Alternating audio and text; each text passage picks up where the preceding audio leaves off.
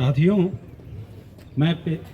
मूल रूप से पत्रकार हूँ और मेरा काम लिखना रहा है और बोलना मैंने कम ही किया है। तो इस कारण से मैं कुछ लिख कर लाया हूँ, क्योंकि मुझे बोलने में परेशानी होती है। सबसे पहले कृपया मुझे इस बात पर गर्व करने दें कि मेरा जन्म उस मगध में हुआ जहाँ जगदेव प्रसाद ने सामंतवादियों, ब्राह्मणवादियों और जातिवादियों को ललकारा था। आज जेएनयू में उनके बारे में कुछ कहने का मौका आपने दिया है, तो सचमुच गर्व की अनुभूति हो रही है। एक ऐसे महानायक के बारे में बात करना जिसने मैं के बजाय हम को महत्व दिया। वह समाजवादी रहे, लेकिन अपने ही तरह के समाजवादी। यहाँ तक कि उन्होंने डॉक्टर लोहिया के समाजवाद पर भी सवाल उठाया और जब कोई विकल्प शेष नहीं रहा तो शोषित दल का गठन किया। वे हर वंचितों के लिए यही नाम देना चाहते थे। इसके जरिए वे उन्हें एक सूत्र में जोड़ना चाहते थे, चाहे वह ओबीसी की जातियां हों या फिर अनुसूचित वर्ग की जातियां या फिर अनुसूचित जनजाति। उन्हें बिहार का लेनिन कहा जाता है, क्योंकि उन्होंने बिहार, जो कि एक समय सामंतवादियों का गढ़ बन चुका था, वहाँ खेतिहर मजदूरों के हक में आवाज़ को बुलंद किया और नारा दिया, अब की सावन भादों में गोरी कलाइयाँ कादों में। उन्होंने शासन प्रशासन में भागीदारी की बात की और जोर देकर कहा कि 100 में 90 शोषित हैं और 90 पर 10 का शासन नहीं चलेगा, नहीं चलेगा। उनसे जुड़े इतिहास के बारे में बहुत कुछ लिखा जा चुका है और मुझसे पहले के जो वक्ता इंट्रोड्यूस कर रहे थे, उन्होंने भी उनके जीवन के बारे में एक संक्षिप्त जानकारी आपके सामने रखी है। लेकिन मैं आज इस मौके पर बिहार लेनिन को एक खास मकसद से याद कर रहा हूँ, और यह है भूमि सुधार। भूमि की उपलब्धता का सवाल, जिसके लिए जगदेव प्रसाद की हत्या तक कर दी गई, वह आज की ही तारीख थी, 5 सितंबर 1974। कुर्था के प्रखंड परिसर में प्रदर्शन के दौरान उनकी हत्या कर दी गई। साथियों, मैं मध्य बिहार के पटना का रहने वाला हूं और कम से कम 7 जिलों में हुए भूमि संघर्ष की पृष्ठभूमि और इसके कारण जो कुछ भी बदलाव और फलाफल सामने आया है, मैंने उसे देखा है और जाहिर तौर पर इनमें जगदेव प्रसाद का आंदोलन भी शामिल है। मैं जिन जिलों की बात कर रहा हूं उनमें भोजपुर, पटना, गया, जहानाबाद, औरंगाबाद और नालंदा। लेकिन देखा जाए तो भूमि संघर्ष का जो विस्तार था वो पूरे बिहार में था। चाहे आप मुजफ्फरपुर की बात कर लीजिए, बेगूसराय की बात कर लीजिए, भागलपुर की बात कर लीजिए, मधुबनी की बात कर लीजिए या फिर दरभंगा की बात कर लीजिए। लेकिन हम जिसको वामपंथी संघर्ष की भूमि कहते हैं, उसका जो इलाका रहा वो मुख्य रूप से पटना और उसके आसपास के जिले रहे।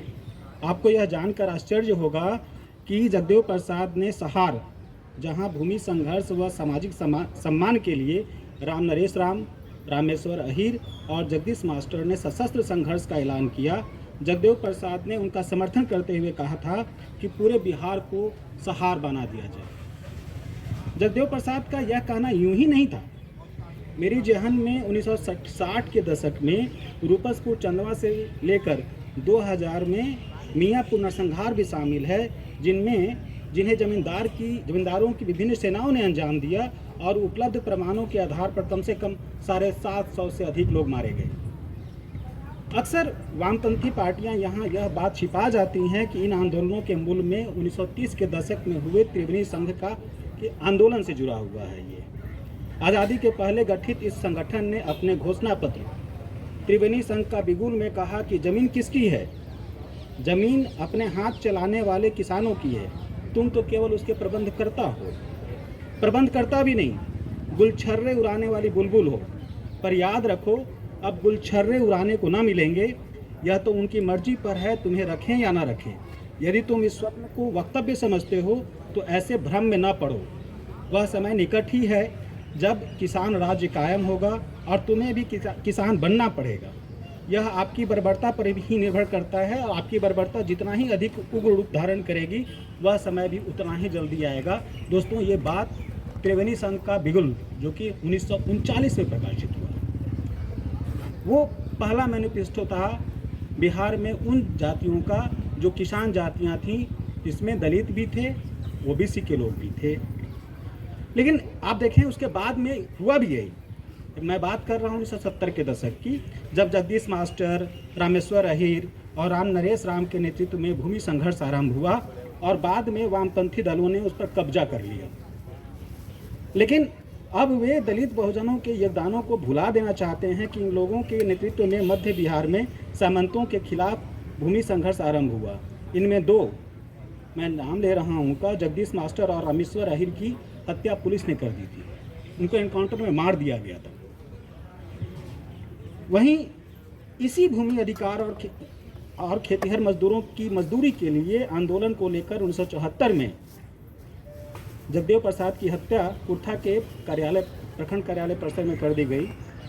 भूमि संघर्ष में वामपंथ की विफलता की मुख्य वजह मैं बताना चाहता हूं, क्योंकि बार बार ये सवाल उठता है कि वहां पर आखिर क्या हुआ कि जो भूमि संघर्ष को लेकर के मतलब और जो सामाजिक जो असम्मान था उसको लेकर जो संघर्ष था, वो संघर्ष क्यों रुक गया। तो मैं थोड़ा सा दृष्टिपात यहाँ इसलिए भी करना चाहता हूँ क्योंकि जगदेव प्रसाद के कोर एजेंडे में यही दो बातें थीं।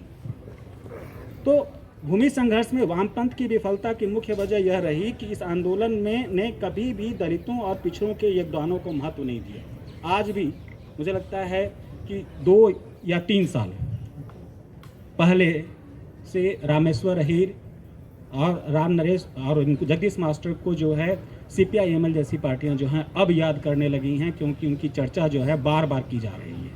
लेकिन आप उसके पहले देखेंगे तो ये वामपंथी पार्टियां भी जो है उनका नाम लेने से हिचकती थी। तो इसलिए मैं इस सवाल को भी उठा रहा हूं और मैं आपका ध्यान जो है एक खास वक्तव्य की ओर दिलाना चाहता हूं और मैं याद कर रहा हूं विनोद मिश्र जी को। विनोद मिश्र भाकपा माले के भूतपूर्व महासचिव रहे और जो मैं कोट कर रहा हूं वो 1987 में लोक युद्ध में प्रकाशित हुई, जब चौथी पार्टी कॉन्फ्रेंस हुई थी उनकी। वो विनोद मिश्र कहते हैं, जमींदारों,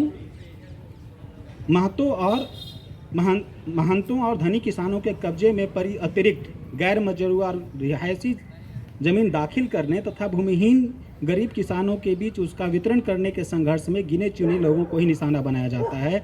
आमतौर पर गैर मजरूआ जमीन रखने वाले मध्यम तबकों को छोड़ दिया जाता है तथा धनी किसानों के मामले में समझाने बुझाने और उन पर दबाव डालने का तरीका अपनाया जाता है। ये विनोद मिश्र जी ने कहा। सवाल ये है कि ये मध्यम तबका कौन था।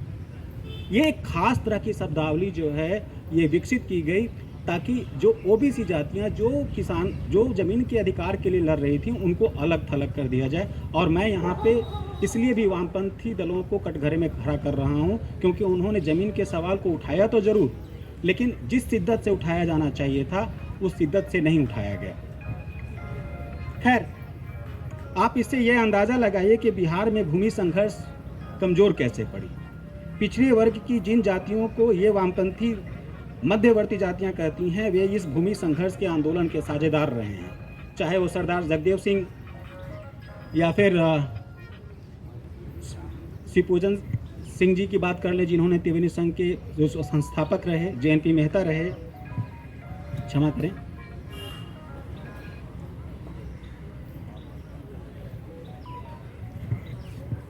तो मैं फिर से अपनी बात कह रहा हूं कि कॉमरेड विनोद मिश्र जैसे दलित नेता भी जो है वो दलितों और पिछड़ों की एकता को तोड़ने के लिए मध्यवर्ती जातियों का राग अलापते रहे, जबकि आवश्यकता इस बात की थी कि भूमि आंदोलन में दलित पिछड़ी जातियों की एकता को मजबूत किया जाता। फिर उनका यह कहना कि धूर्त तत्वों के द्वारा सारी उपलब्धियां हड़प ली जाती हैं और इस कारण विफलता हाथ लगती है, कोई मायने नहीं रखती।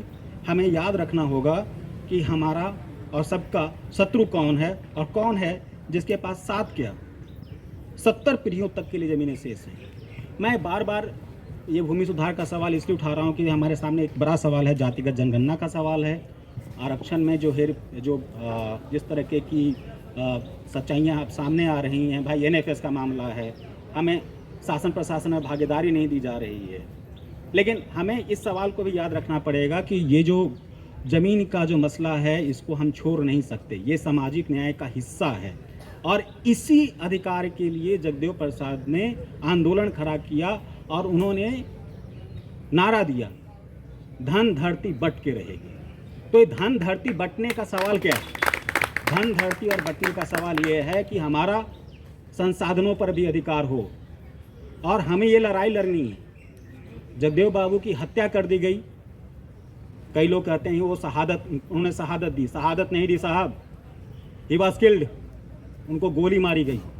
और गोली मारने के बाद भी मैं अपना एक व्यक्तिगत उदाहरण बताना चाहता हूँ, और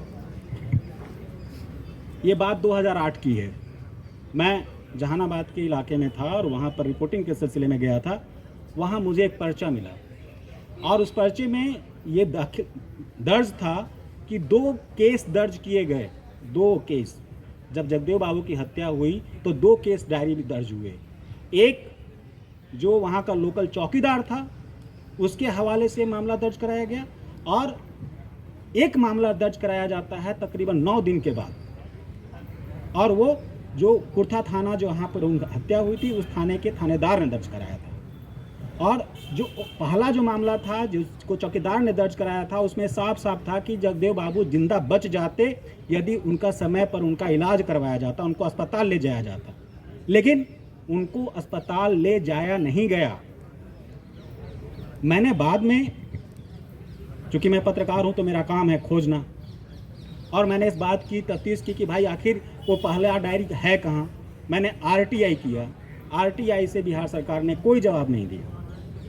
बाद में मैंने जो जगदेव प्रसाद जी के समय के लोग राजनेता लोग रहे, मैंने उनसे भी कहा कि भाई आप कम से कम हमें वो केस डायरी तो हमें उपलब्ध करा दीजिए, तो वो आज तक उपलब्ध नहीं है। ये बात बाद में अर्जक संघ के सांस्कृतिक प्रकोष्ठ के राष्ट्रीय अध्यक्ष रहे उपेंद्र पथिक जी ने ये जानकारी भी मुझे ये कंफर्म किया कि हाँ, जब जगदेव बाबू की हत्या की गई तो वो बच सकते थे, लेकिन उनको बचाने की कोई कोशिश नहीं की गई। तो मैं इसलिए बार बार कह रहा हूँ कि जगदेव बाबू ने शहादत नहीं दी, उनकी हत्या की गई। और उनकी हत्या जिन सवालों पर की गई है वो 2 मसले हैं। एक मसला है शासन प्रशासन में भागीदारी का, और दूसरा मसला है भूमि सुधार का। हमें धन धरती दोनों पर अधिकार चाहिए, और जब तक ऐसा नहीं होता है हम इसके लिए संगठित नहीं होते हैं, चाहे हम दलित हों, चाहे हम ओबीसी हों, चाहे हम अनुसूचित जनजाति के लोग हों, आदिवासी लोग हों, जो भी हैं। मतलब कई बार मुझे लगता है जब लोग कहते हैं कि जल जंगल जमीन का जो नारा है वो सिर्फ आदिवासियों का नारा है, नहीं, ये नारा, ये जो डिमांड है, ये बात है, वो हम सब के लिए लागू होता है। उसी प्रकार से धन धरती का जो सवाल है वो सिर्फ ओबीसी का सवाल नहीं है, सिर्फ दलितों का सवाल नहीं है, ये हम सब का सवाल है। और मुझे लगता है कि यहाँ पे जो भी राजनीतिक दल हैं जो सामाजिक न्याय के नाम पर राजनीति करते हैं, उन्हें अपने एजेंडे में बदलाव लाना चाहिए, और कम से कम लैंड रिफॉर्म को प्रायोरिटी देना चाहिए। जैसे आप जातिगत जनगणना के सवाल पर बात करते हैं, आप लैंड रिफॉर्म पे बात करिए। आप बात क्यों नहीं कर रहे हैं? और यदि आप बात नहीं कर रहे हैं तो आपको किसने हक दिया है कि आप जगदेव बाबू का नाम लें? मैं नीतीश कुमार की सरकार की बात कर रहा हूं, और उसके पहले लालू प्रसाद जी की सरकार की बात कर रहा हूं। लालू प्रसाद जब मुख्यमंत्री बने तो उन्होंने एक कमेटी गठित कर दी कि हम भाई लैंड रिफॉर्म लागू करेंगे, एक कमेटी बना देते हैं। कमेटी ने अपनी रिपोर्ट भी दे दी, लेकिन लालू प्रसाद मुकर गए। इवन 94 में विधानसभा में उन्होंने ये बाकायदा वक्तव्य दिया और एक सूची भी सार्वजनिक की कि बिहार में कौन कौन किसान हैं, किस किस जाति के किसान हैं जिनके पास 100 एकड़ से ऊपर ज़मीन है। लेकिन हुआ क्या? लालू प्रसाद जी ने लैंड रिफॉर्म लागू नहीं किया। नीतीश कुमार ने बंदोपाध्याय कमीशन का गठन किया, हुआ क्या? सारी कवायद ठंडे बस्ते में डाल दी गई। और जब उनसे सवाल पूछे तो कहेंगे कि बिरनी का खोता है, इसमें हाथ कौन डालेगा? भाई इसी बिरनी का खोता में हाथ डालने के लिए तो जगदेव प्रसाद जी ने अपनी उनकी हत्या कर दी गई, या फिर कहिए कि उन्होंने अपनी शहादत दी। ये हमारे आपके पसंद का सवाल है कि हम क्या कहते हैं। हम उनको ये कहें कि उन्होंने शहादत दी या फिर उनकी हत्या कर दी गई, सिर्फ इसलिए क्योंकि वो खेतिहर मजदूरों का अधिकार मांग रहे थे, ज़मीन पर अधिकार मांग रहे थे, धन धरती पर अधिकार मांग रहे थे।